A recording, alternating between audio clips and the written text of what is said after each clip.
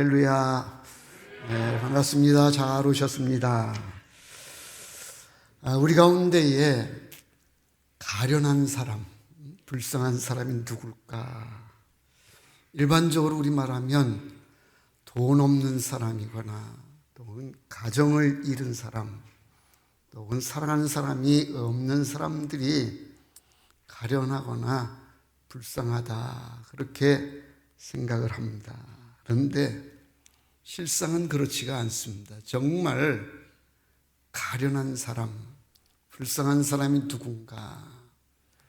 할 일이 없는 사람이 가련한 사람입니다. 할 일이 없다는 거는요, 이제는 쓸모없는 사람이 됐다, 그런 얘기랑 같은 얘기이기 때문에 할 일이 없는 사람이 불쌍한 거고 가련한 겁니다. 돈은 있는데 일이 없습니다. 아직 건강은 한데 그런데 일거리가 없습니다. 그런 사람이 불행한 겁니다. 제가 사는 동네에 수락산이 있습니다. 근데 등산 오는 사람들이 그렇게 많아요. 남자건 여자건 다 배낭 하나 짊어매고 오는데 시도 때도 없어요. 아침에도 오는가 하면 저녁 때도 오더라고요. 와가지고는 날이 따뜻할 때는 다들 한 잔씩 마셨는지 비틀비틀 거리기도 하고, 더러는 또 길바닥에 누워서 또 자기도 하고. 그래, 왜 산에 그렇게 사람들이 모이는가? 물론 건강 찾아오는 사람들도 있지만 일이 없어서, 할 일이 없으니 산에나 가자, 그래서 오는 사람들이 많더라는 겁니다. 일이 없다고 하는 것, 그건 참 불행한 일입니다. 오늘 본문은 이 모세의 노래입니다. 모세가 이스라엘 백성들을 애굽에서 인도해내고 광야를 거쳐 가나안 땅에 들어가게 되는데, 그 과정 중에 겪었던 그 아픔과 시련과 고통들을 기억하면서 하나님의 은혜가 이러이러했구나, 하나님의 은혜를 노래하는 그 노래가 바로 이 신명기 32장이고, 오늘 말씀은 그 가운데에 10절로 12절까지의 말씀입니다. 하나님이 이스라엘 백성들을 어떻게 보호하시고 인도해 주셨나, 그것이 아주 절절하게 기록되어 있는 것이 이제 신명기 32장의 말씀인데, 오늘 그 가운데에 본문인 10절로 12절의 말씀을 통해서 하나님이 베푸신 세 가지의 특별한 은혜를 오늘 말씀 속에 찾아서 함께 나누고자 합니다. 그 첫 번째가 뭔가 하면 이스라엘 백성들을 광야로 내보내신 은혜입니다. 이스라엘 백성들이 하나님의 은혜로 이제 출애굽을 했습니다. 그들이 출애굽할 때에 가졌던 기대가 뭔가 하면 가나안 땅입니다. 이제 그 지긋지긋했던 종살이 애굽을 벗어나면 이제 젖과 꿀이 흐르는 가나안 땅에 갈 것이다라고 하는 그런 기대를 가지고 이제 애굽을 탈출해 나왔는데, 막상 나오고 보니까 가나안 땅이 아닌 겁니다. 뭘 만났는가 하면 광야를 만난 겁니다. 만약에 이스라엘 백성들이 출애굽해서 먼저 가나안이 아니고 광야를 만날 것을 알았다고 하면 그들은 아마 출애굽하지 않았을 겁니다. 거절했을 거예요. 애써 광야에 모토로 가냐, 여기도 살만한데 그냥 애굽에 머물러 살려고 그랬을 겁니다. 그런데 가나안일 줄 알고 출애굽을 했는데 나와보니까 가나안이 아닌 메마른 광야였던 겁니다. 기대하지 않았던 광야를 만나고 이스라엘 백성들은 그때부터 이제 불평을 늘어놓기 시작한 겁니다. 이스라엘 백성들이 출애굽해서 먼저 만난 것이 가나안이 아닌 광야였다는 데에 여기에 특별한 의미가 있습니다. 광야란 어떤 곳입니까? 광야는 사람이 살 수 없는 곳, 버려진 땅이요 황폐한 지역이 광야이고 죽음이 지배하는 곳이 광야입니다. 그래서 한마디로 광야는 고난과 역경을 상징하는 곳이 광야입니다. 가나안 땅에 앞서 광야를 만난 것은 고난을 거치지 않고서는 영광에 이를 수가 없다. 고난의 광야를 거치지 않고서는 복된 땅인 가나안에 들어갈 수가 없다고 하는 것을, 이것을 광야는 보여주고 있습니다. 다시 말해 고난의 과정 없이는 영광이 없다는 것.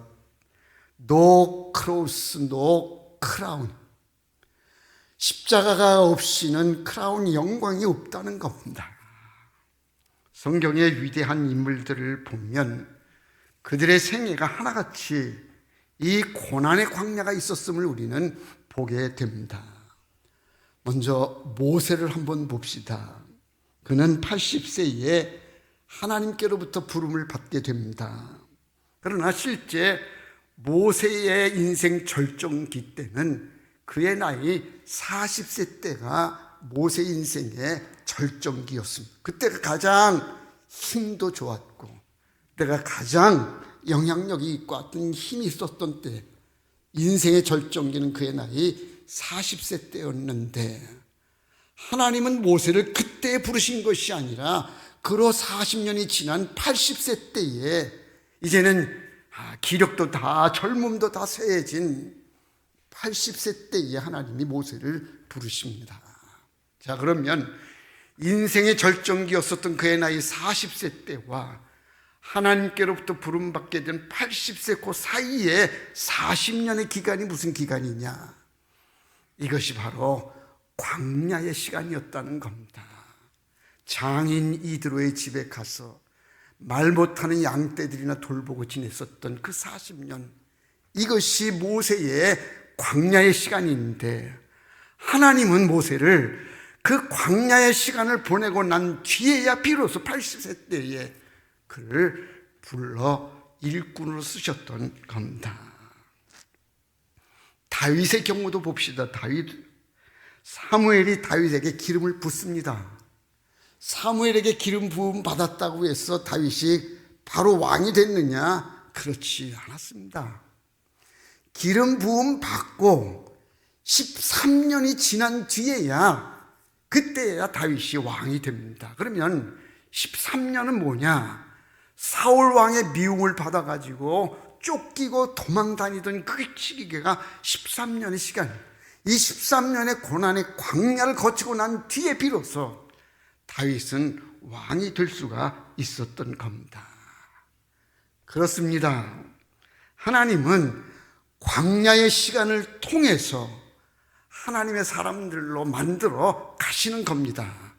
대뜸 가나안 복지로 들어가는 것이 아니라 가나안 땅에 들어가기 위해서는 광야라고 하는 이 고난의 과정을 거치고 난 뒤에야 비로소 가나안에 들어갈 수 있게 된다는 거예요.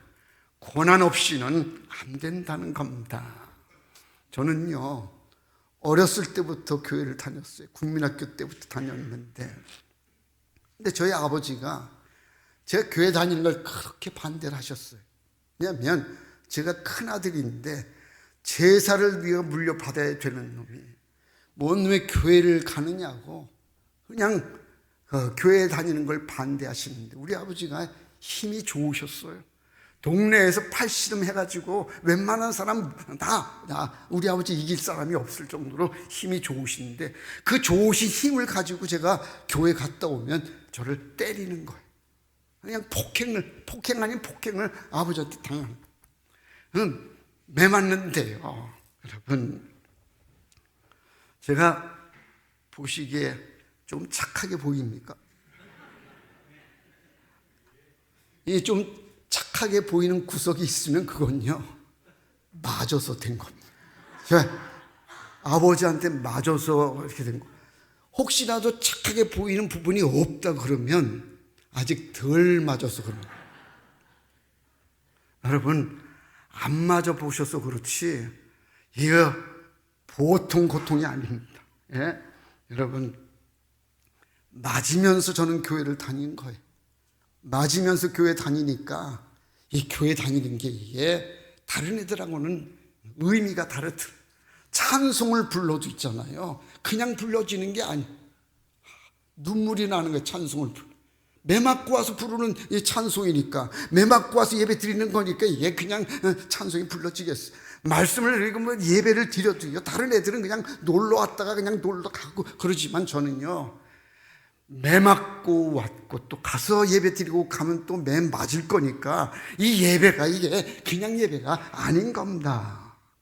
남들은 뭐라고 그럴지 모르지만 제가 이렇게 목사가 된 거는 맞은 광야가 있었기 때문에, 매맞은 광야를 통해서 오늘 이렇게 강단에서 말씀을 전할 수 있게 된 게 아닌가.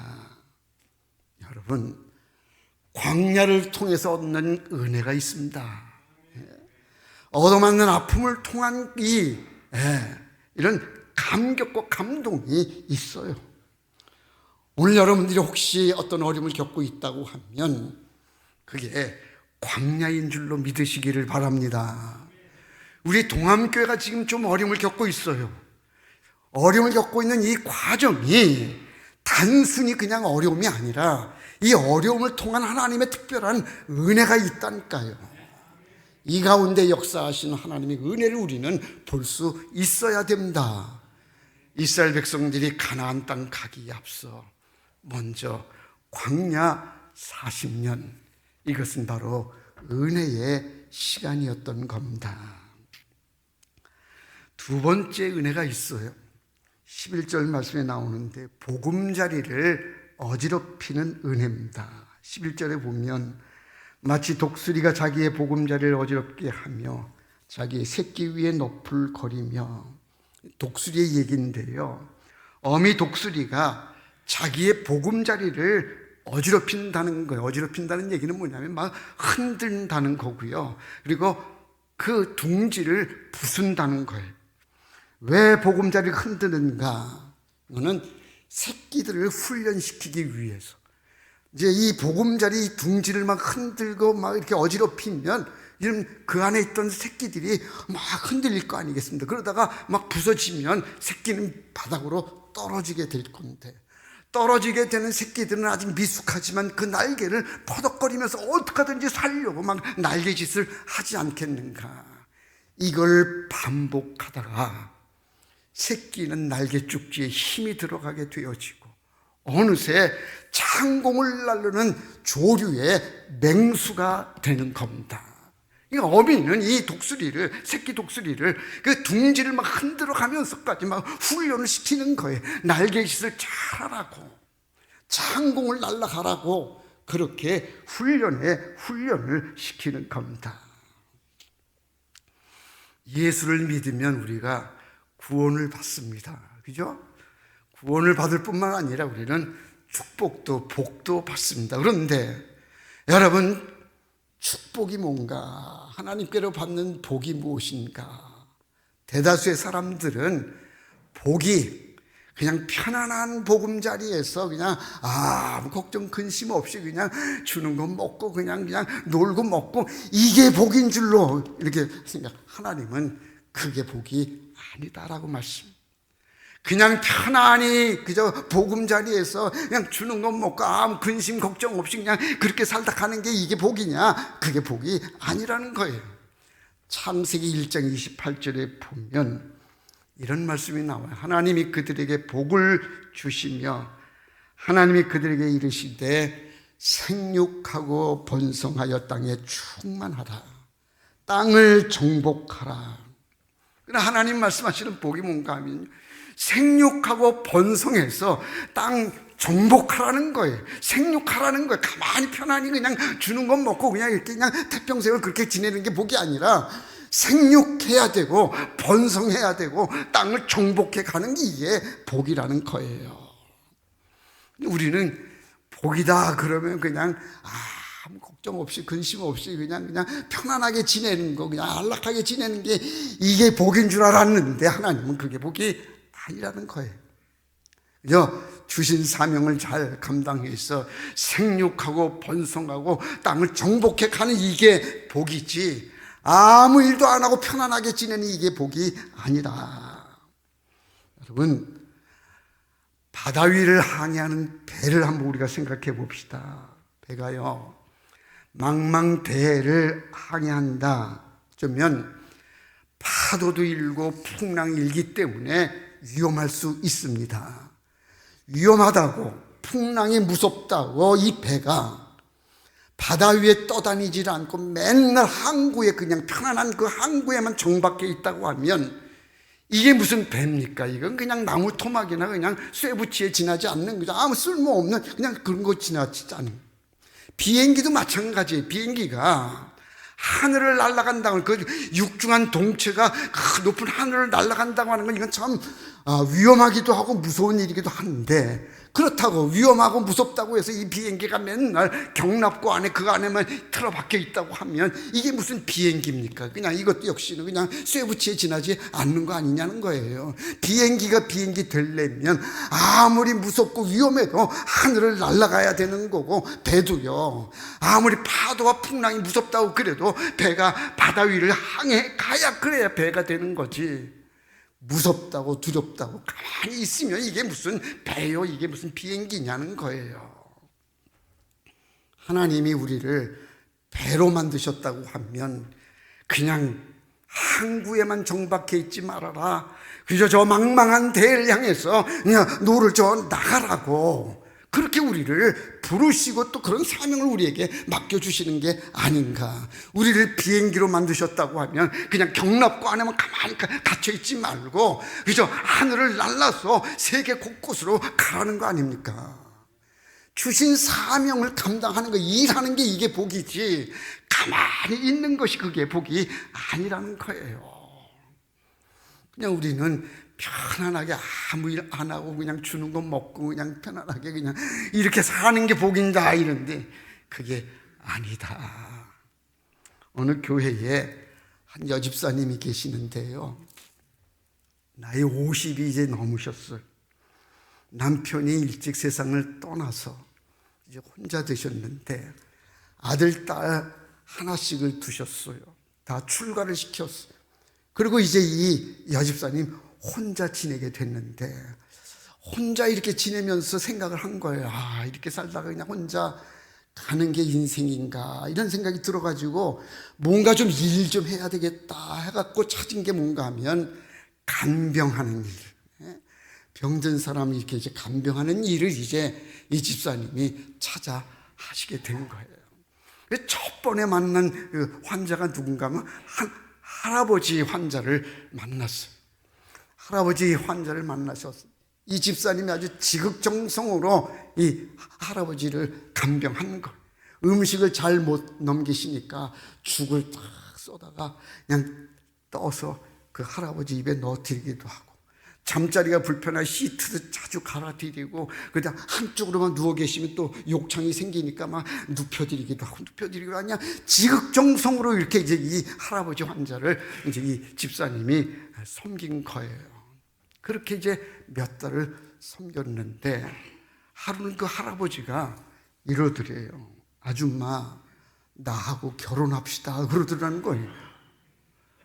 아니, 이 할아버지가 느닷없이 그 집사님 보고 결혼하자고. 그러니까 내가 만난 사람 가운데에 아줌마 같은 사람이 없어. 아들, 딸이 있긴 하지만 다 소용이 없어. 그냥 다 떠나갖고 그냥 자기 아파서 이렇게 누워있는데 그냥 뭐 한 달에 한 번이나 와볼까 말까 하는데 정말 지극정성으로 날 간호해주는 아줌마가 최고야. 그래 내가 아줌마랑 결혼합시다. 이제 소위 프로포즈를 한 거예요. 이 집사님이 이 나이에 무슨 결혼이냐고 쑥스럽다고 그런 소리 하지 마시라고 하면서 거절을 했어요. 그런데 이 할아버지가 이 집사님이 거절했는데도 일방적으로 자기가 혼인신고를 해버렸어요. 그래가지고 그냥 부부가 돼버렸네. 근데 보세요, 혼인신고하고 일주일도 채 안 된 며칠 뒤에 이 할아버지가 돌아가셨어요. 돌아가셨는데 그냥 돌아가신 게 아니라 엄청난 재산을 남기고 돌아가시니, 이 재산이 다 누구께 됐냐 하면 이 집사님 거가 됐다는 거예요. 여러분, 일을 하면요 놀라운 일이 벌어지는 거예요. 놀라운 일. 이 집사님이요 그 일하고 또 어디 또 환자 없나 또 찾아 나섰다는 거예요. 일을 해야 됩니다. 일 안 하는 게 이게 복이 아니고요, 일을 해야 되는 거예요. 주어진 사명을 찾아서 뭔가 하려고 하고 도전하려고 할 때에 거기에 은혜도 오고 거기에 축복의 역사도 오는 것이 그냥 아무것도 안 하고 그냥 놀고 먹는 게 이게 능사가 아니다. 여러분, 일해야 됩니다. 그리고 도전하는 거예요. 세 번째 은혜가 있어요.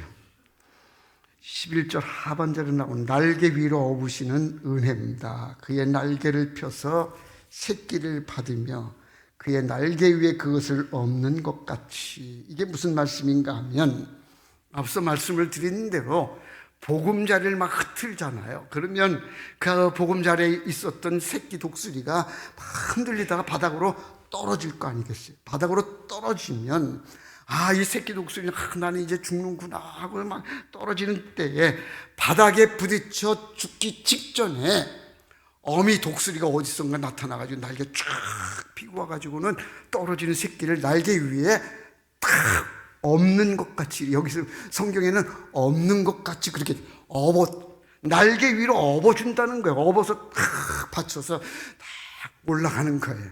그러니까 이 새끼 독수리는 죽는 줄 알았는데 어미가 와서 딱 받쳐서 보호해 주니까 살아나는 것. 하나님의 은혜가 그렇다는 거예요. 하나님의 택한 백성이 주신 사명 감당하기 위해 주신 일을 위해 수고하고 애쓰다가 어떤 어려움을 만나게 되면 하나님 날개를 쫙 피셔서 우리를 안전하게 우리를 보호해 주신다. 이사야 43장 2절 말씀입니다. 내가 물 가운데로 지날 때에 내가 너와 함께 할 것이라. 강을 건널 때에 물이 너를 침몰하지 못할 것이며 내가 불 가운데를 지날 때에 타지도 아니할 것이요 불꽃이 너를 사르지도 못하리니. 물 가운데에 지나든 불 가운데에 지나든 하나님이 다 지켜주신다는 거예요. 물이 침몰하지 못하도록 지켜주시고 불이 우리를 사르지 못하도록, 타지 않도록 우리를 지켜주시는 하나님의 은혜가 있다는 거예요. 그러니까 주신 사명을 감당하는 데 대하여 두려움을 갖지 말아라. 무서워하지 말아라. 어떤 어려움이나 시련이나 고통이 와도 책임지시는 것은 하나님이신다. 날개를 펴서 새끼를 그 위기 가운데에 위기를 면케 해주시는 것처럼 하나님은 하나님의 택한 백성들이 주신 사명을 감당하다가 겪는 어려움, 하나님이 보호해 주시고 지켜주신다는 겁니다. 2024년 새해가 시작되고요. 오늘이 세 번째 주일이잖아요. 우리는 흔히 연초가 되면 막 또 여러 다짐도 하고 결심도 하고 그러잖아요. 그걸 3일을 못 넘긴다 그래가지고 그거를 우린 작심 3일이라 그러잖아요. 그죠?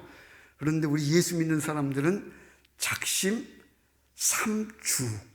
3주를 세 주를 못 넘긴다는 거예요. 첫째 주에 우리가 이렇게 해야지. 기도도 많이 해야 되고 이번에 예배들 잘 참석하고 내가 주신 사명 잘 감당. 첫째 주, 둘째 주 막 이렇게 다짐을 했는데 셋째 주 와가지고 내가 언제 그랬지? 그거 잊어버릴 수 있다는 얘기잖아요. 그런데 오늘 말씀은 그렇지 말라는, 일을 해라, 도전해야 된다는 거예요. 그러면 하나님이 책임을 져주시는데 날개로 업어주시듯이 우리를 그렇게 보호해 주시니 걱정하지 말고 염려하지 말고 주신 사명을 감당하자는 거예요. 해야 된다는 겁니다.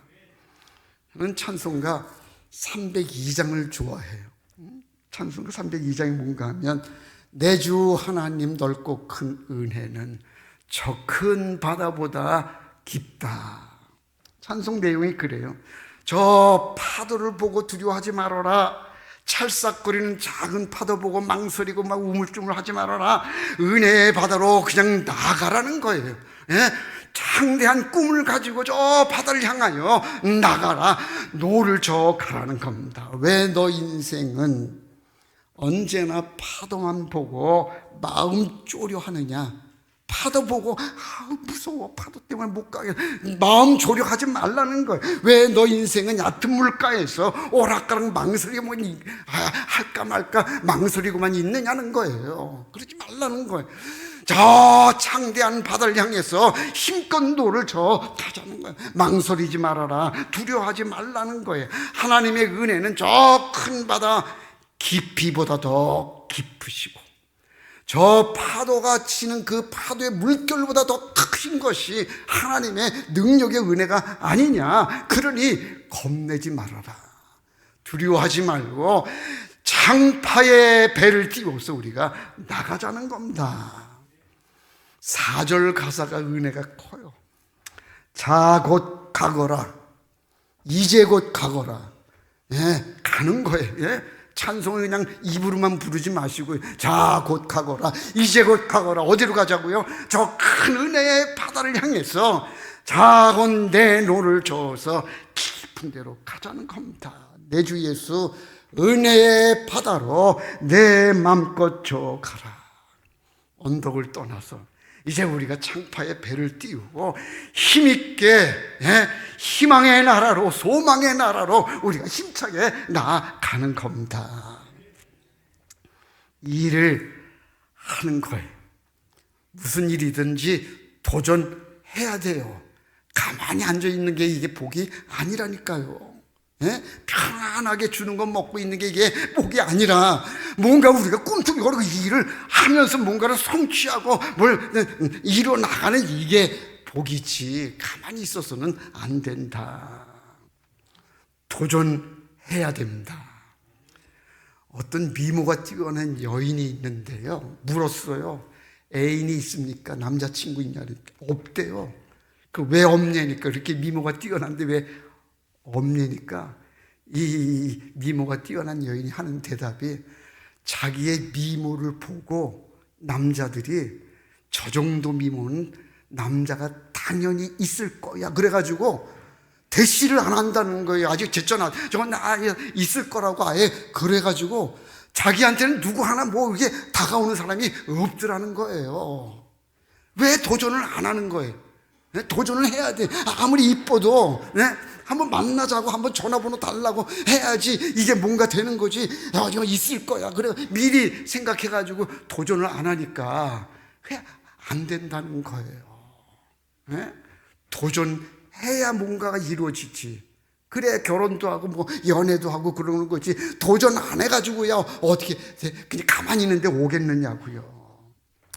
그리고요, 이 나이에 뭘 하겠어 이런 말들 하시는데요, 그런 얘기도 하지 마세요. 이 나이가 어때서 우리가 하면 할 수 있다니까요. 안 하려고 그러고 막 쪼그라드니까 막 그냥 못해 뭐 이러는 거지. 하고자 하면 못할 일이 어디 있겠는가. 우리가 이걸 아셔야 되는데 지금 이 시간이 우리 인생에, 여러분들의 인생에 가장 젊은 날이야. 이전에 젊은 건 다 지나갔고요. 이제 우리의 남은 생애에 지금 이 시간이 내 생애의 가장 젊은 날이라니까요. 내일 지나면 또 하루 지나간 거예요. 오늘 지나면 또다시 이런 기회가 오지 않는다니까요. 또다시 이런 젊은 우리는 찾을 수가 없어요. 누가 그래 저보고 목사님 은퇴하셨는데 더 젊어 보여요 그래. 그거는 듣기 좋으라고 하는 얘기지. 그거는 거기 또 속아 넘어가면 안 돼, 그죠? 왜? 나이는 세월이 가면 먹게 돼 있잖아요, 그죠? 그러면 오늘 지난 내일은 더 하루 더 늙는 거고 또 늙는 거예요. 지금이 우리에게는 가장 젊은 시간이기 때문에 지금 뭔가 우리가 결단하고 뭔가를 해야지. 지금 지나면 기회를 잃을 수가 있다. 뭔가를 작정했다고 하면 오늘 시작하는 거예요. 예? 오늘 창파에 뭐를 띄운다고요? 배를 띄우는 거예요. 배를 띄우고 이제는 저 은혜의 바다를 향해서 우리가 가는 거예요. 나이가 어떠니? 내가 무슨 무릎이 아픈데 난 못해. 허리가 그러지 마시고 지금 아니면 안 된다니까요. 그래서 구역장도 하시고 찬양대도 좀 하시고, 예? 장로님한테 목사님한테 찾아가 나 좀 일거리 좀 달라고 좀 그러세요. 나 좀 일 좀 해야 되겠다고. 일 안 하니까 내가 아주 죽겠다고 좀 그러면서 일을 해야 된다니까요. 창파에 배를 띄웁시다. 띄우고 이제 우리가 힘차게 노를 저 가는 것, 저 은혜의 바다를 향하여 2024년도에 우리 동암교회에 놀라운 축복의 은혜의 역사가 이루어질 줄로 믿습니다. 기도합시다. 사랑 많으신 아버지 하나님, 크신 은혜를 감사드립니다. 새해를 복되게 열어주셨는데 저희들에게 귀한 사명 잘 감당할 수 있도록 일도 주시고 도전할 수 있도록 은혜를 더하여 주시옵소서. 우리 동암교회가 일하는 교회여 도전하는 교회가 되어서 올 2024년도에는 놀라운 은혜의 부흥의 역사가 일어나게 하여 주시옵소서. 예수님의 이름으로 기도하옵나이다. 아멘.